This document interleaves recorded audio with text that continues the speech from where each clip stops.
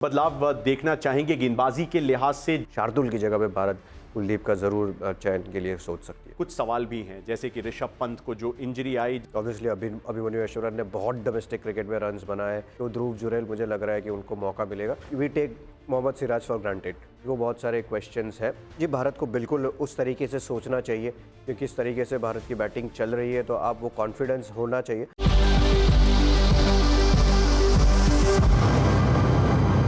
Game plan के brand new episode में आप सभी का स्वागत पार्थिव पटेल का। सबसे पहले बात चौथे टेस्ट मैच की, जहां पे सीरीज लाइन पे थी। भारत को जीत की जरूरत थी या फिर ड्रॉ की, ताकि सीरीज को जिंदा रख के ओवल की तरफ जाएं और फिर अगला कदम बढ़ाएं। टॉस हारने के बाद शुभमन गिल की टीम को पहले बल्लेबाजी का न्योता मिला, यानी 358 रन भारतीय टीम बनाती है और उसके बाद रनों का अंबार खड़ा करती है इंग्लिश टीम।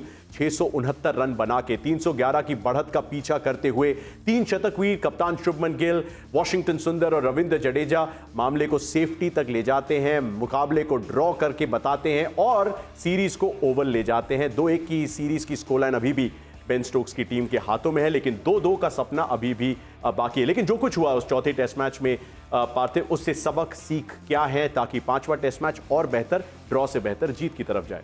इसे ऑब्वियसली सबसे पहले तो शुभमन गिल चाहेंगे कि टॉस जीते, क्योंकि 4 टेस्ट मैच हो गए अभी तक टॉस जीते नहीं है। और दूसरी जो दो चीज़ें मुझे लग रहा था कि वो दूसरे दिन जब गेंदबाजी हुई उससे थोड़ी बेहतर गेंदबाजी हो सकती है। जैसे तीसरे दिन आके भारत ने उसको इम्प्रूव किया और बहुत सारी चीज़ें आप पलट के देखेंगे कि जब भारत बैटिंग कर रहा था तो फिर बादल छाए हुए थे, वो डिफ़िकल्ट कंडीशंस में भी रन्स किए।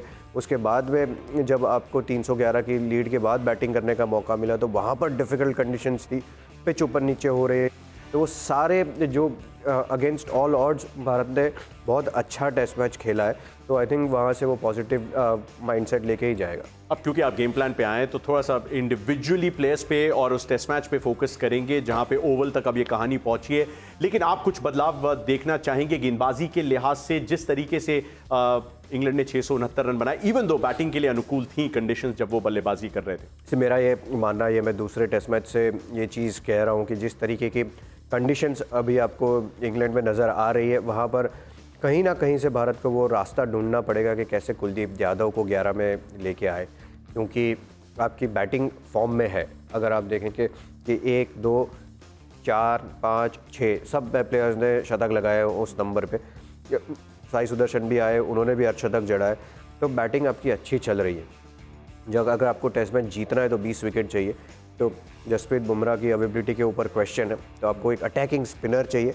वॉशिंगटन सुंदर और रविंद्र जडेजा आपको एक कंटेन करके गेंदबाजी कर सकते हैं, लेकिन वहाँ पे आपको अटैकिंग स्पिनर की ज़रूरत है और वो आपके पास रिस्ट स्पिनर है। तो मेरे ख्याल से शार्दुल की जगह पे भारत कुलदीप का ज़रूर चयन के लिए सोच सकती है। ओवल पे थोड़ा सा फोकस करते हैं। इतिहास में 2 जीत आई हैं।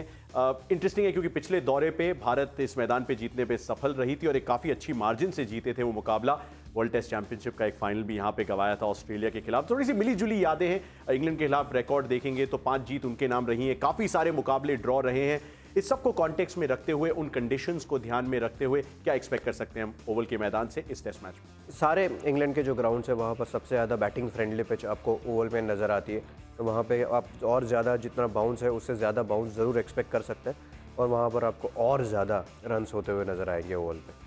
देखिए, अब world test championship points collect करने का भी मौका है, जैसा कि हम अक्सर बात करते हैं। हर टेस्ट मैच का अब एक कॉन्टेक्स्ट है। जो ड्रॉ हुआ है चौथे टेस्ट मैच में, इससे न केवल पॉइंट्स मिले हैं बल्कि पॉइंट्स छीने भी हैं इंग्लैंड से। तो दो धारी तलवार है एक तरीके से, बट कुछ सवाल भी हैं जैसे कि ऋषभ पंत को जो इंजरी आई, जिसके बावजूद उन्होंने वो अर्धशतक लगाया, बट अब 5वें टेस्ट मैच में उनकी मौजूदगी जो है वो असंभव है। पार्थिव, ध्रुव जुरैल ने कीपिंग बहुत की है, बल्लेबाजी का क्या वो मौका सीधे अब मिल जाएगा या फिर आप एक अलग सोच रखते हैं? क्या केएल राहुल के बारे में एज अ कीपर सोचा जाएगा? नहीं, बिल्कुल नहीं सोचा जाएगा। मुझे नहीं लग रहा कि वहाँ पर भारत कुछ भी छेड़खानी करने की कोशिश करेगा, क्योंकि केएल राहुल और जायसवाल बहुत अच्छा स्टार्ट देते आए हुए हैं इस टेस्ट सीरीज़ में, तो वहाँ पे आपको वो ज़रूरत तो है नहीं। तो ध्रुव जुरैल मुझे लग रहा है कि उनको मौका मिलेगा। कौन से नंबर पे बैटिंग करेंगे वो सवाल आएगा, लेकिन ध्रुव जुरैल डेफिनेटली खेलते हुए नजर आएंगे। इज देयर अ चांस कि करुण नायर की वापसी हो सकती है या फिर अभिमन्यु ईश्वरन, जो बहुत समय से इंतजार कर रहे हैं उस टेस्ट डेब्यू का, उन्हें किसी तरीके से 11 में खिलाने की कोशिश चल सकती है? अनफॉर्चुनेटली नहीं हो सकता, वैसा दिख नहीं रहा। ऑब्वियसली अभिमन्यु ऐश्वर्या ने बहुत डोमेस्टिक क्रिकेट में रन्स बनाए, लेकिन क्योंकि वो ओपनिंग करते तो अभी वो जगह आपको नज़र नहीं आ रही। और साई सुदर्शन ने ऐसा कुछ नहीं किया है ख़राब कि आप उसको ड्रॉप भी कर दें।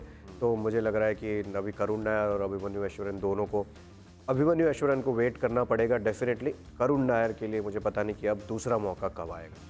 चौथे टेस्ट मैच की कवरेज के दौरान कमेंट्री में, शोज के दौरान काफ़ी चर्चा चली वर्कलोड मैनेजमेंट की। जसप्रीत बुमराह से ज़्यादा इंटरनेशनल क्रिकेट में 2024 से ओवर्स नहीं डाले गए हैं किसी और गेंदबाज द्वारा। मोहम्मद सिराज एक्चुअली नंबर 2 पे उस लिस्ट में, उन्होंने इस सीरीज़ में सबसे ज़्यादा ओवर्स भारत के लिए डाले हैं। बट सिराज एक फिक्स डिपॉजिट की तरह आप मान के चलेंगे वो दिखेंगे। जसप्रीत बुमराह ने के बारे में कहा गया था 3 टेस्ट मैचेस, उन तीनों पे अभी तक टिक मार्क लग चुका है। तो उस लिहाज से रोटेशन पॉलिसी क्या कहती है? क्या आकाशदीप अगर फिट हैं तो वो आ जाएंगे? क्या अर्शदीप का डेब्यू हो सकता है? क्या प्रसिद्ध कृष्णा की वापसी होने वाली है? आई थिंक एक चीज़ जो इसमें सबसे जो उभर के आती है, that we take Mohammed Siraj for granted. आप जिस तरीके से वो गेंदबाजी करते हैं, जिस तरीके का आपको एफर्ट नज़र आता है, जिस तरीके की स्माइल आपको नज़र आती है हर बार कौन सी भी सिचुएशन हो, तो आई थिंक उसमें उसके आपको पूरे मार्क मिलेंगे मोहम्मद सिराज को। अनफॉर्चुनेटली जो जसप्रीत बुमराह की बॉडी है, तो वहाँ पर क्योंकि ऑलरेडी सबके सामने है कि वो प्रेस कॉन्फ्रेंस में बताया गया था कि वो 3 टेस्ट मैच खेलेंगे, वो किस तरीके का वर्कलोड होगा, किस तरीके से उनकी रिकवरी होती है कि नहीं होती, वो बहुत सारे क्वेश्चंस हैं। बट एक चीज़ अच्छी है कि अभी तक कोई पुष्टि पूरी नहीं करी गई है कि कौन सा टेस्ट मैच खेलेंगे और कौन सा नहीं खेलेंगे। बट ये सिचुएशन अगर ऐसी है तो मैं तो चाहूँगा कि जसप्रीत बुमराह खेले। बट होपफुली जो सपोर्ट स्टाफ है जो ट्रैवल कर रहे हैं टीम के साथ, वो उनके ऊपर पूरी मेहनत करे और फिर उनको फिट कर दे वापस।